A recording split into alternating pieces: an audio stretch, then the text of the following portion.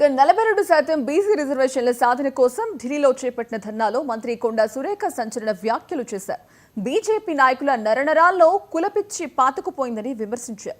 రాష్ట్రపతి ద్రౌపది ముర్ము వితంతు మహిళ అనే కారణంతోనే ప్రధాని మోదీ ఆమెను పార్లమెంట్ కొత్త భవనం ప్రారంభోత్సవానికి పిలవలేదని ఆమె ఆరోపించారు. ఇక ఆమె దళిత మహిళని అయోధ్య రామ మందిరం ప్రారంభోత్సవానికి సైతం పిలవలేదని వ్యాఖ్యానించారు. మన ప్రెసిడెంట్ గారు ఒక ఎస్సీ మహిళ, మరి ఆమెను కనీసం పార్లమెంట్ కొత్త భవనం ఓపెనింగ్ చేసేటప్పుడు కూడా మోడీ ఆమెను పిలవలేదు. ఎందుకంటే ఆమె వీడో అని చెప్పి ఆమెను పిలవలేదు.